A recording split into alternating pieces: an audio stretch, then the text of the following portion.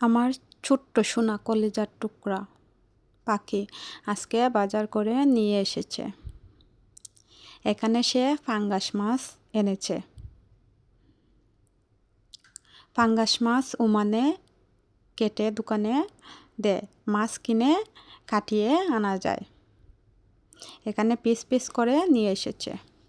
এই শিমের বীজগুলো বাংলাদেশ থেকে আনা। সবগুলো বীজকে আমি ভালোভাবে পরিষ্কার করে নিয়েছি।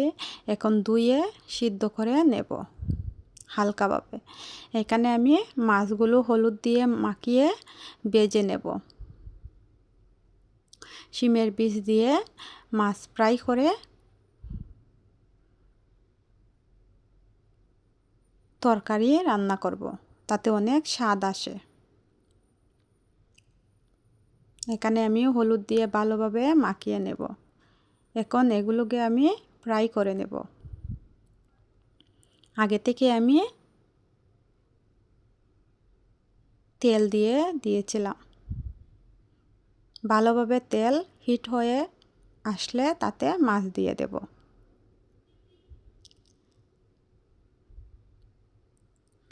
সবাই আমার ভিডিও কেমন হলো বলবেন।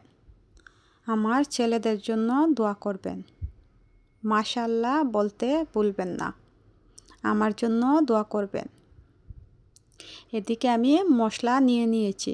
এখানে হলুদ, মরিচ, বাহর, লবণ সব একসঙ্গে দিয়ে আমি এতে পানি মিশিয়ে দেব, তাতে বাটা মশলার স্বাদ আসে। এদিকে আমার ভাতও হয়ে গেছে। এদিকে আমি এখন শিমের বীজের তরকারি বসিয়ে নেব।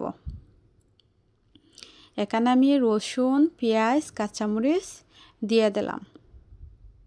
এগুলোকে ভালোভাবে কষিয়ে মশলা দিয়ে দেব।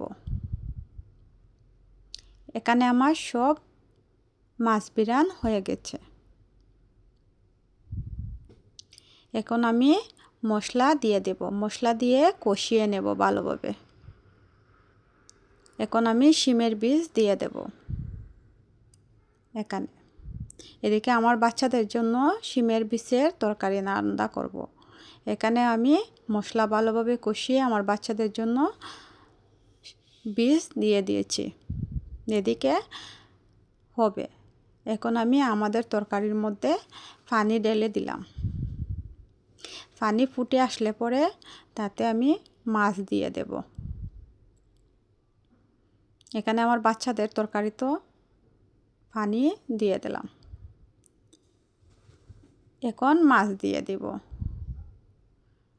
এখানে আমার 2 ছেলের জন্য আমি শিমের বিচির তরকারি রান্না করছি। আমার ছেলেরা ছোট, তারা মরিচ খায় না। মরিচ ছাড়া রান্না। এখানে আমাদের তরকারির মধ্যে আমি মাছ দিয়ে দিলাম।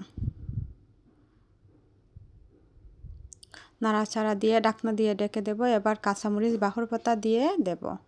তরকারি হয়ে গেছে। এখানে আমি আমাদের জন্য শিমের বীজের তরকারি, এখানে আমার বাচ্চাদের জন্য দুধ গরম করেছি। এখানে নুডলস বানিয়েছি, ভাত রান্না করেছি। সবাই বলবেন আমার ভিডিওগুলো কেমন হলো। আসসালামু আলাইকুম।